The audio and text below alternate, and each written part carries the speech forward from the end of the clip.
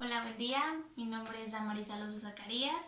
Vengo de la institución de Montserrat de Chilpancingo de los Bravo. Soy estudiante de primer año de psicología. El día de hoy les vengo a hablar sobre el tema de motivación y emoción, al igual que sobre las aptitudes.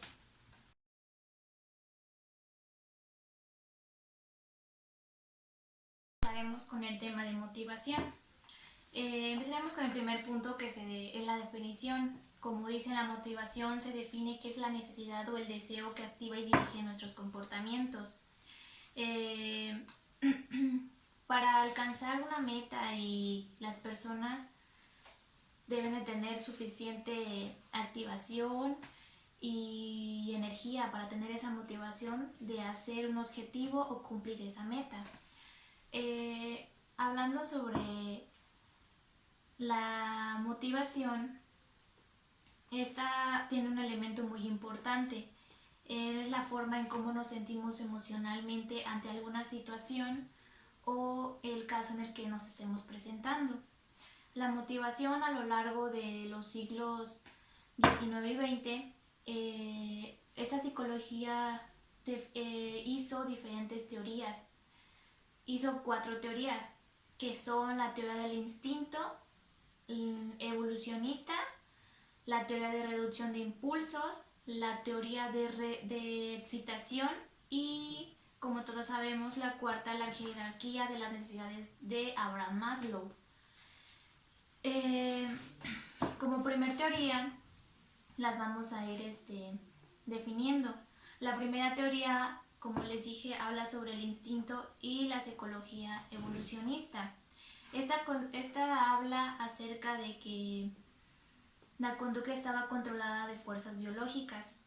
Un ejemplo son los instintos específicos, que son que nosotros ya las traemos desde que nacemos. Esa teoría simplemente enumeraba la conducta en base a nuestros instintos, mas no explicaba el porqué de estos instintos. A pesar de que esta teoría fracasó, hasta la fecha se perdura que existe tal idea. Pero los psicólogos consideran que la conducta humana depende de las necesidades fisiológicas y de los deseos psicológicos. Así que por lo tanto esa teoría queda incompleta y pues no hay explicación para tal teoría. La segunda teoría habla sobre la reducción de los impulsos. A pesar de que la teoría anterior fracasó, esta se complementó con esta. Esta nueva teoría habla sobre las necesidades fisiológicas y crea una tensión, o sea, un impulso que motiva a hacer cierta cosa. Su objetivo de esta teoría es la homeostasis. ¿Qué es la homeostasis? Es tener un equilibrio o un estado de equilibrio de nosotros. La necesidad fisiológica es un mecanismo interno que nos impulsa a cumplir esta satisfacción o esta necesidad. Como tercera teoría habla sobre la teoría de la excitación. Dicha teoría considera que los humanos no únicamente buscamos nuestras necesidades fisiológicas, también necesitamos estar equilibrados al sentirnos impulsados a una, ¿cómo se diría?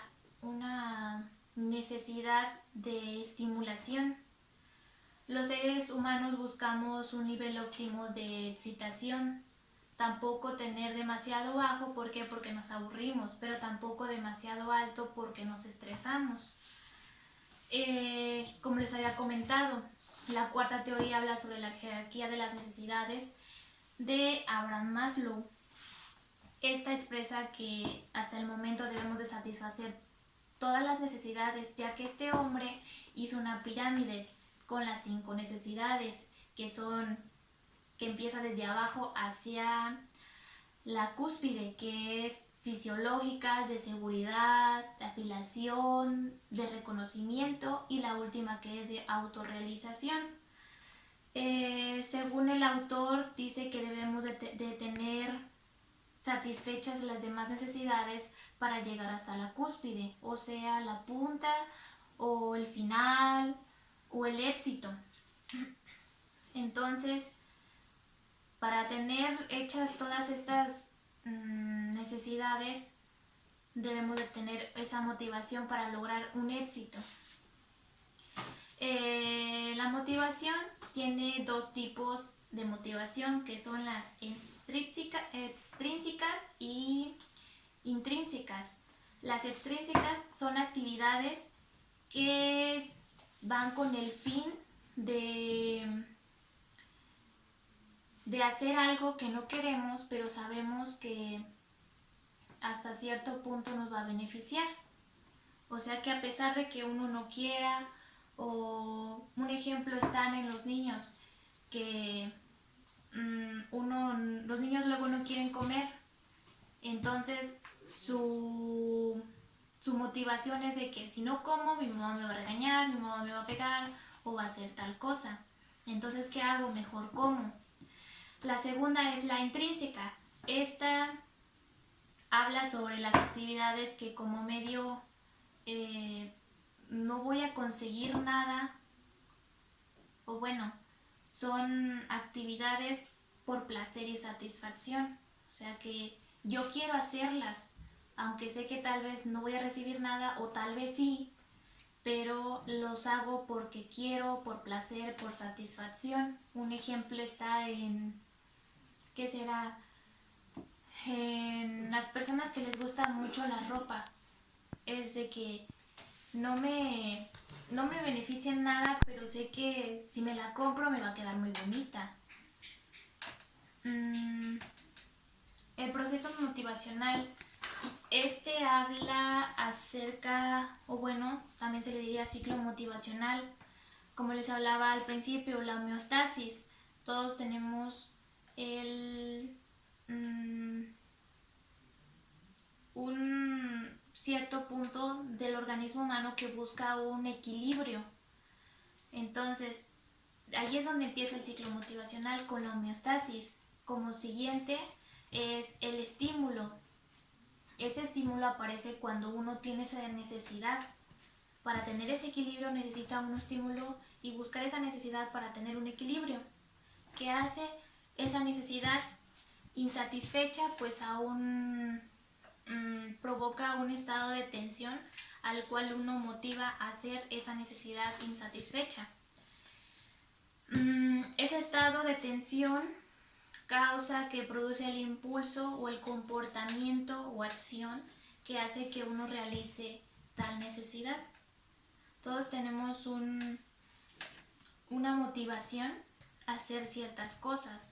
Uno que dice, quiero estudiar esto, pero para esto tengo que estudiar tal cosa. Pero ¿qué me hace? Que me gusta y quiero hacerlo y tengo esa necesidad por hacerlo.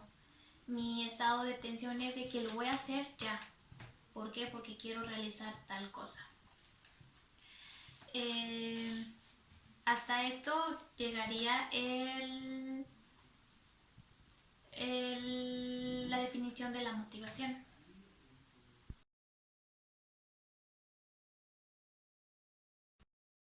El segundo tema habla acerca de las emociones. Esta abarca que surge espontáneamente. Esta es una sensación o un estado afectivo que experimentamos a tal circunstancia o a tal situación que nos estemos presentando. Este estado sobreviene súbitamente o bruscamente en forma de crisis o pasajera.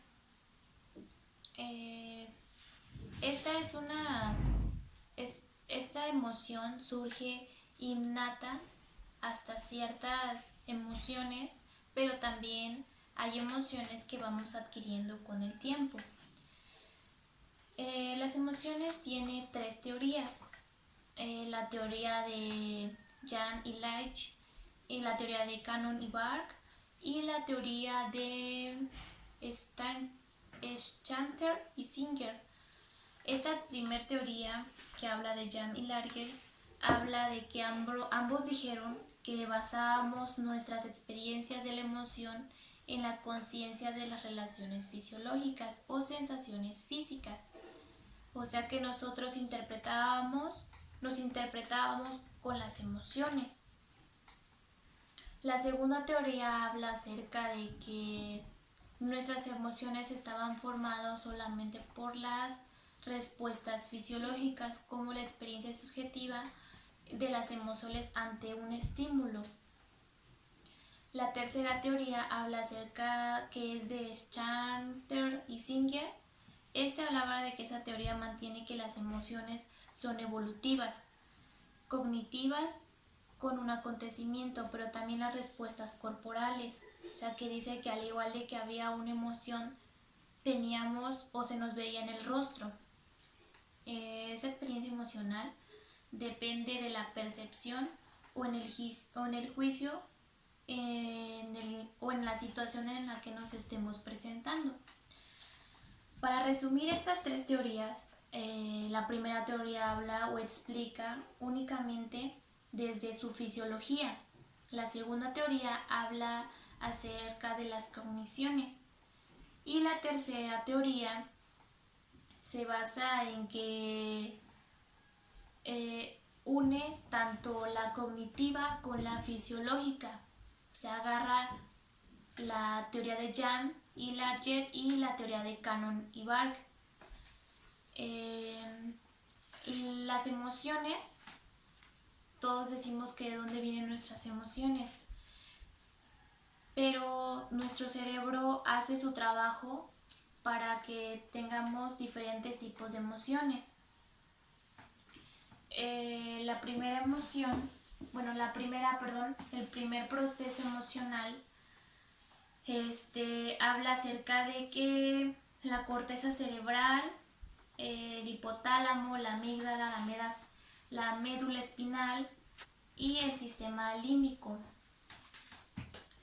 El primero habla acerca de que la corteza cerebral activa y regula interpretando nuestras reacciones relacionadas a nuestras emociones. El hipotálamo se encarga de nuestro temor, enojo, nuestra sed, al igual que activar nuestro acto sexual. Estas amígdalas se encargan de nuestras respuestas sensoriales, como también por ejemplo la ira, el placer, nuestro dolor, el temor. Así que cuando estas amígdalas se extirpan o se extraen, hace un cambio en nosotros acerca de que existe un cambio conductual. La cuarta, que son la médula espinal, esta se relaciona en nuestros cambios fisiológicos, que hace que enfrentemos o hagamos nuestras señales ante alguna situación. O sea, tengamos una respuesta ante alguna plática o una situación en la que estemos.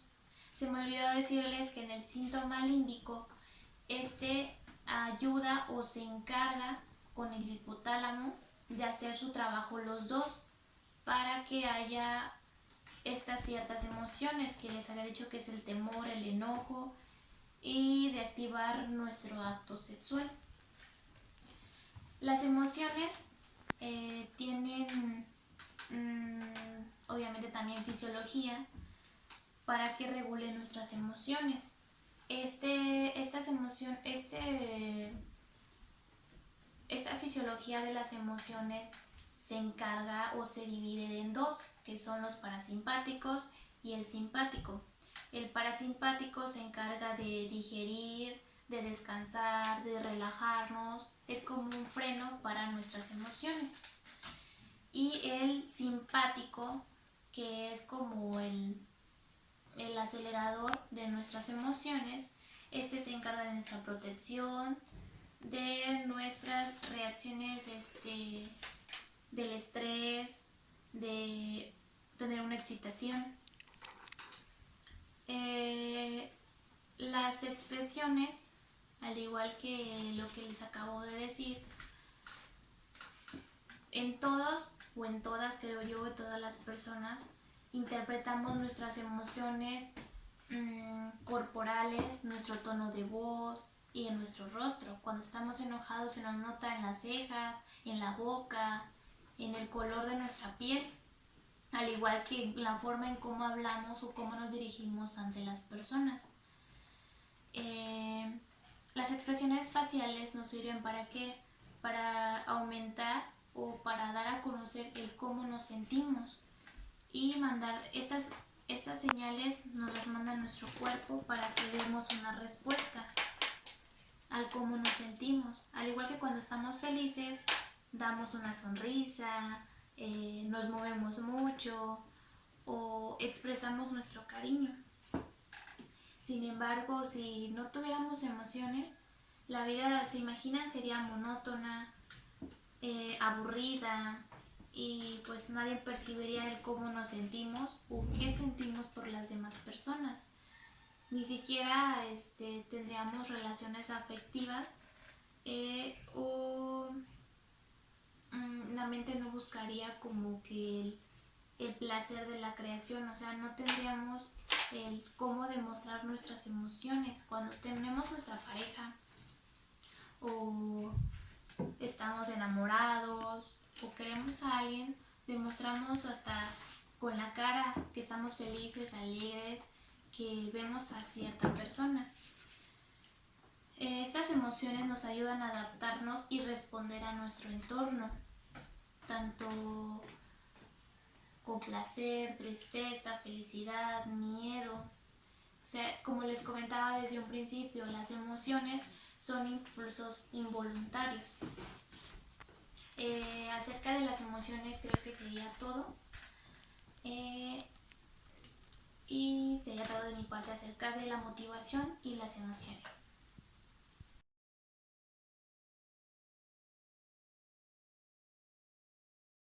Bueno, el tercer tema habla sobre las actitudes. Las actitudes es una tendencia psicológica expresada evolucionando un ente determinado con cierto grado de favorabilidad y desfavorabilidad. Estas actitudes tienen tres componentes que son cognitivo, afectivo y conductual. Cada uno de estos componentes constituye una estructura que da origen a una determinada actitud. Como les había comentado, favorable o desfavorable. Gordon Allport había comentado o había definido que la actitud era un estado de disposición mental que ejerce una influencia directa en el comportamiento de una persona día a día. El papel de la actitud es un papel muy importante en la vida de cada uno de nosotros. La actitud tiene un análisis psicológico-social. Este análisis psicológico se divide en 4: individual, interpersonal, social y grupal. Las actitudes que tiene uno día a día determinan la manera en cómo uno se siente, las decisiones que uno va a llegar a tomar a cierto momento.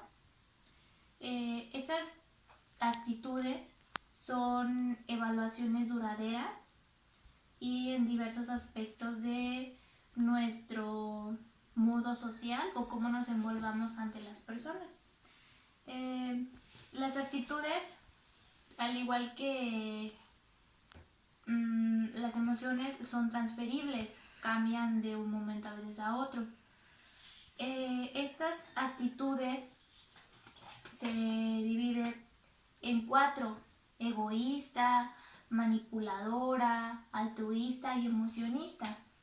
La primera actitud, que es egocéntrica, esta habla acerca de que solo se centra en conseguir su propia satisfacción, ocupando a alguna persona para cumplir su satisfacción.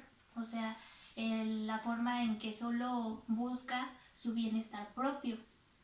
La actitud manipuladora, esta es un poco común a la anterior, pero en esta aquí sí utiliza a la persona para satisfacer su necesidad. Aquí sí de ley tiene que ocupar alguna persona para que pueda cumplir esa satisfacción. La persona altruista, esta persona es opuesta a las anteriores. Esta no busca beneficio propio, sino que trata de ayudar a las demás personas. Estas personas se les conoce que son muy comprensivas y atentas. ¿Por qué? Porque se centran en ayudar a las demás personas, aunque en ellas no.